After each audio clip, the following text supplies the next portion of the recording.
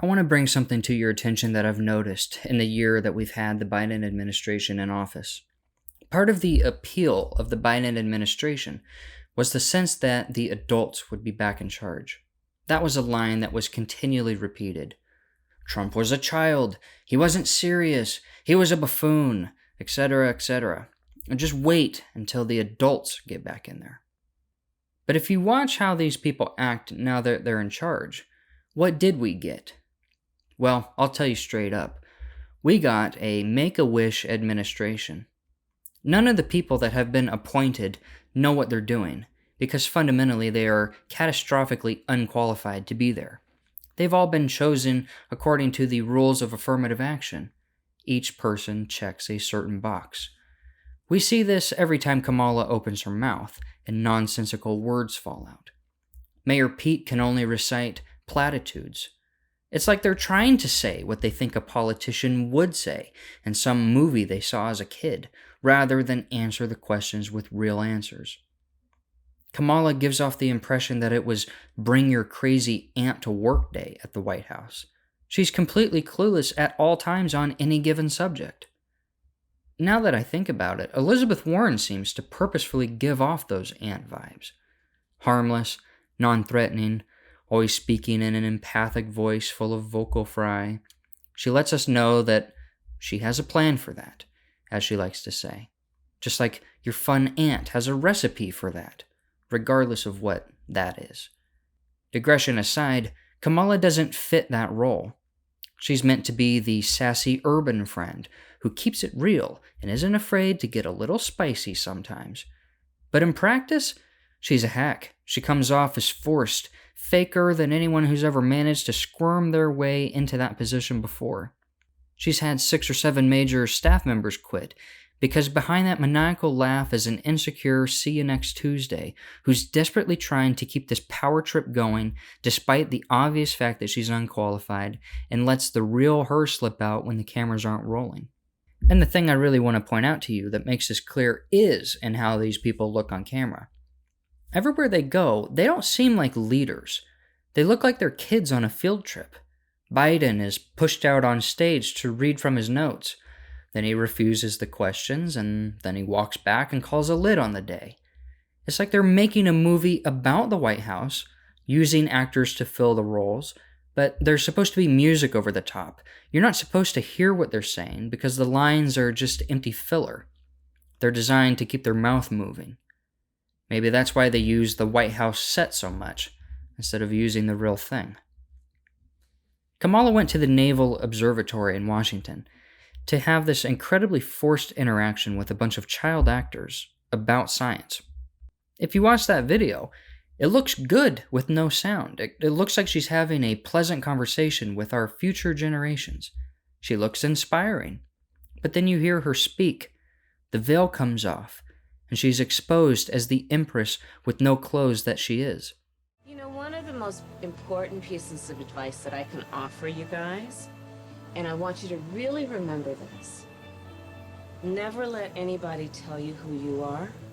You tell them who you are. Never let anybody suggest to you that you are what they think you should be. You tell them who you are, and who you know you are, and what you intend to be. Got that? Yes, ma'am. All right. I got more advice. You just let me know. She was in Maryland trying to highlight the positive aspects of the Build Back Better bill, which included investments in electric car infrastructure, that is, the charging stations for electric cars. And rather than look like a leader, she comes across as a complete doofus with the IQ of an undercooked green bean. Just watch. There we are. That's it.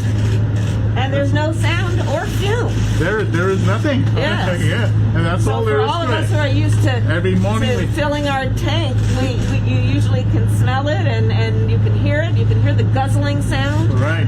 None of that. None of so that. how do I know it's actually working? It is. If you ever want to know why some people think that we're ruled by lizard people, look no further than that clip.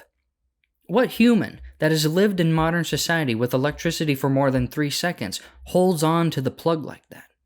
When you plug your phone in, do you keep carefully holding the cord so that electrons don't dribble out?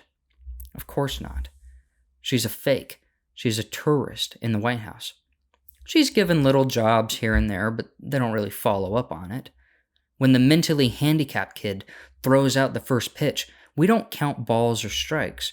We just clap and are happy they didn't crap their pants while they were out there. She's tasked with the border.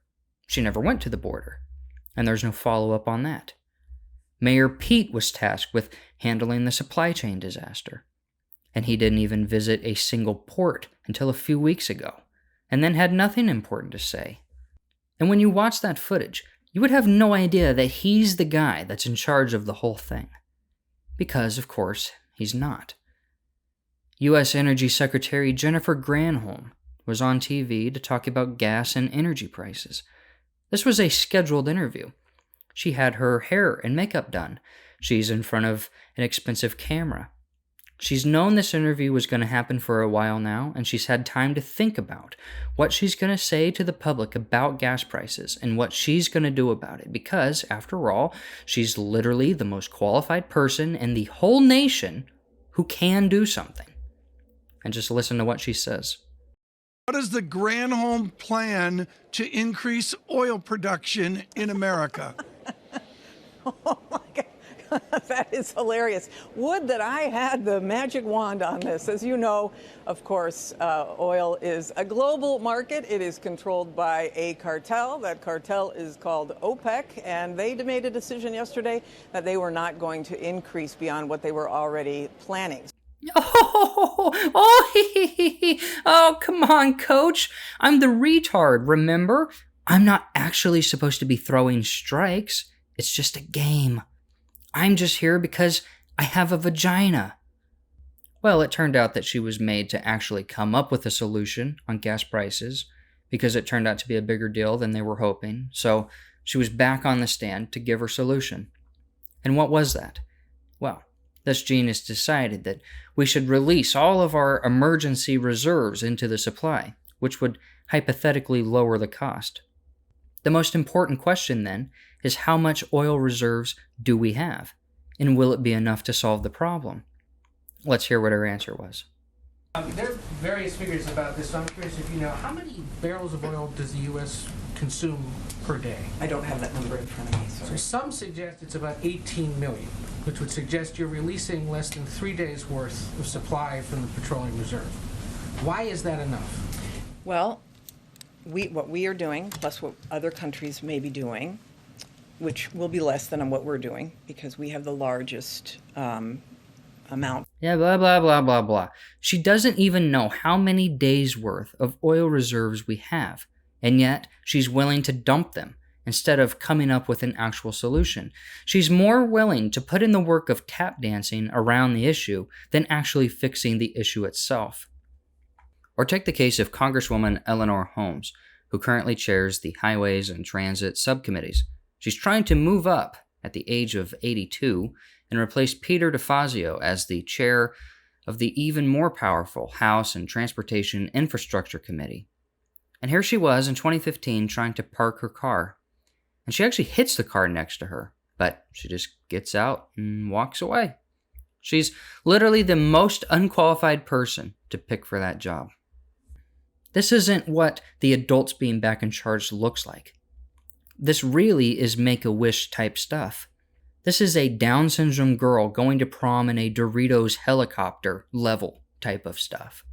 It's letting great-grandpa pretend to rule the free world until he starts sundowning, and then we gotta put him away for the rest of the day. It's putting party over country to levels so unseen before that they'd rather have an office full of monkeys flinging poo around than let Trump back in there, or let you have someone who actually represents you, or cares about you, or does things that protect the interests of this country.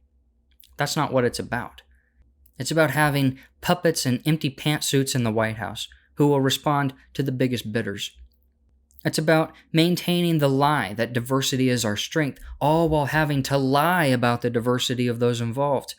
Kamala is East Indian and Jamaican, with her ancestors owning slaves. When she was sworn in as senator, she was touted as the first Indian American elected to the Senate. But yet, when she's running for president, now she's black.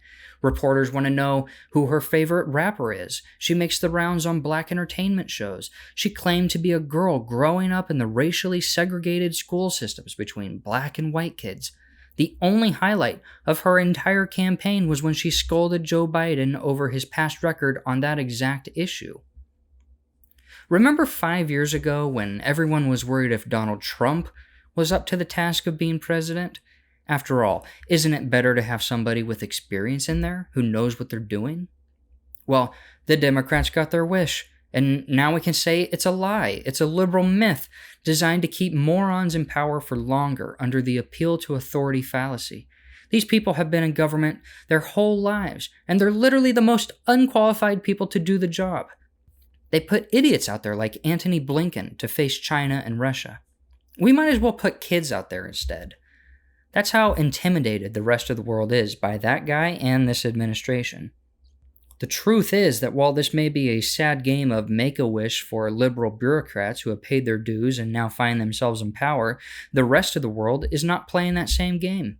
While we pat ourselves on the back for appointing the first female 4-star officer, aka a man who pretends to be a woman, and Jewish by the way, for whatever that's worth, the other countries are figuring out how to dominate us, and will probably succeed. Because our generals are out there on Twitter, whining about having to get rid of their French manicure. While it's fun to sit here and make fun, this is not a game. This is sad.